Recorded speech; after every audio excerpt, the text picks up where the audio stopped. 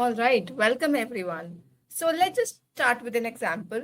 Think about the last virtual town hall that you attended. Was it engaging or just another one way broadcast where leaders spoke, employees turned out, and you just checked your Slack halfway through? Does that sound somewhat similar? Then you're in the right place. Welcome to the Town Hall Playbook, your step by step guide to running high impact, stress free town halls that actually you want to attend. If you have ever struggled with different issues like low attendance, disengaged employees, or any last minute hiccups, so this playbook is definitely for you. Each episode we are going to talk about, we'll break it down into real world challenges and walk you through a step by step tested framework featuring some of our insights, case studies, and best practices that we have learned from our experiences. And in today's episode, we'll be going through the number one reason why the town halls fail, and that is the lack of planning. But I think you don't have to worry because we have got you covered. We are going to cover each and every reason to make a town hall success.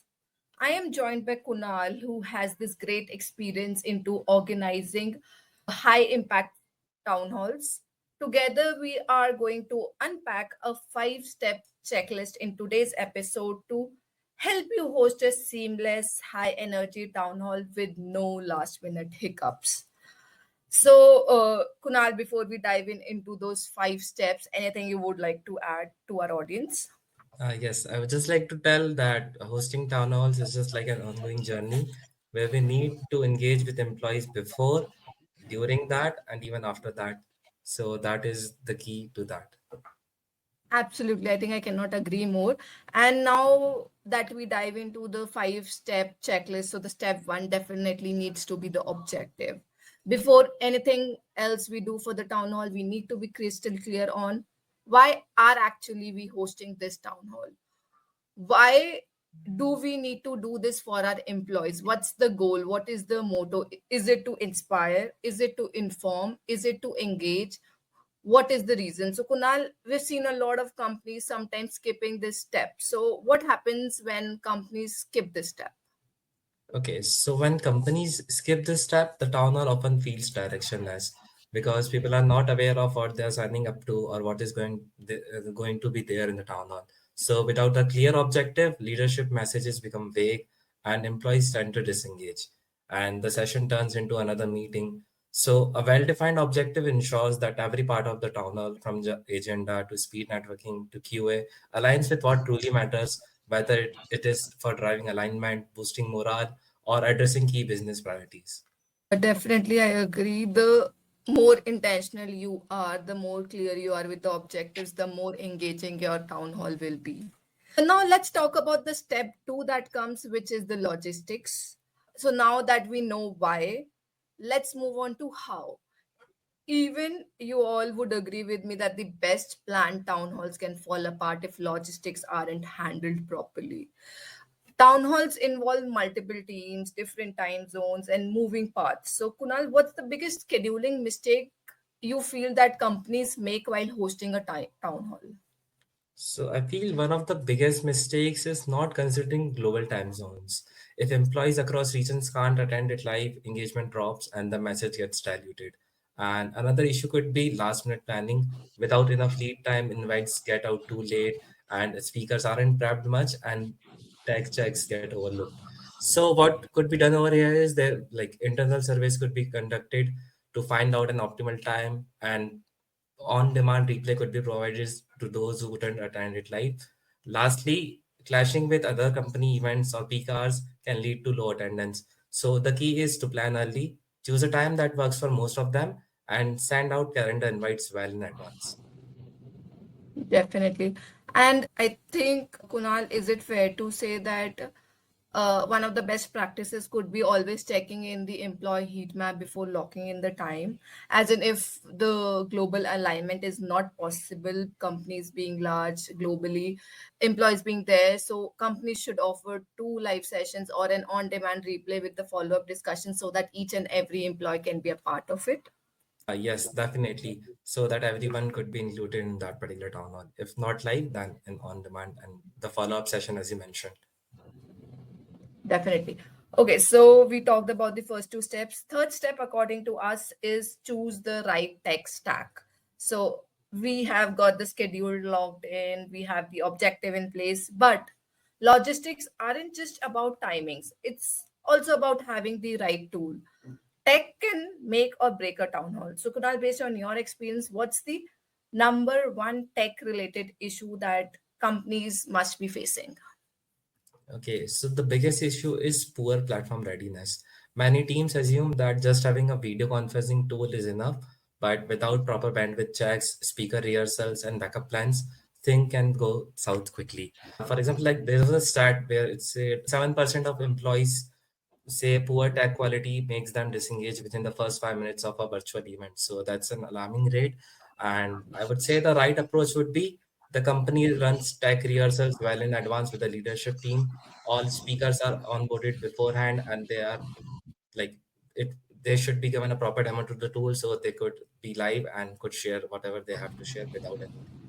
And the solution would be run tech rehearsals, tech connectivity, and ensure moderators are trained on the platform so that everyone who is attending the town hall would have a seamless experience. Definitely. Now that we have the setup ready, let's talk about our fourth step, which is the agenda, the content, and how to prepare our speakers for the event. So, some town halls feel like a never ending monologue, while others are really very high engaging. So, how structured should the agenda really be? Okay, the agenda should be structured but flexible. So the key is to find a balance between both of them. I would just give you an example. Let's say if we are hosting a town hall, so we can keep the initial 10 minutes for speed networking so that everyone who is coming in can interact with others, can share what's on their mind with respect to the objective, can get to know about how the feelings are in the room. And later on, it can start with employee spotlight where we can just share updates regarding employees. Later on comes the leadership updates. That is the key area that the town hall should be focusing on.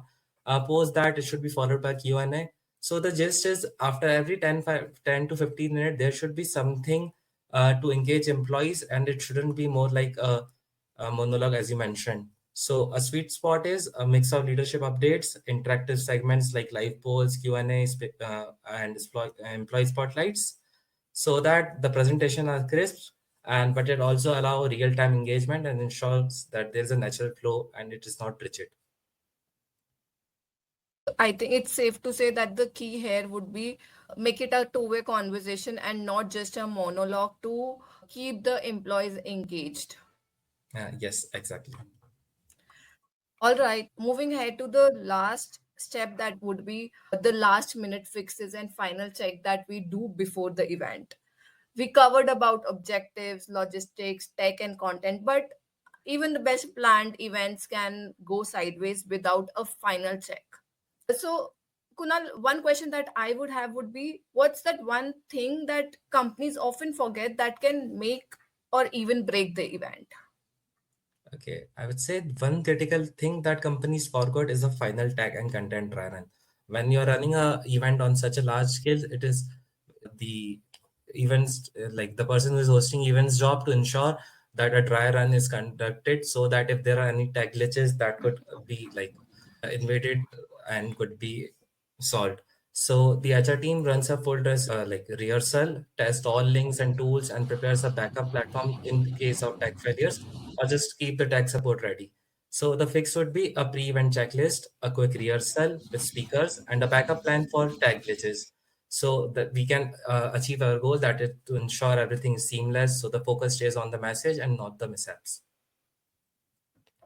Definitely. And so when I was also researching through couple of best practices that I read a lot about was running a full audio video test that you also talked about, having speaker log in at least 15 minutes early for last minute fixes, because we have seen that when there is last minute mic wouldn't work for people.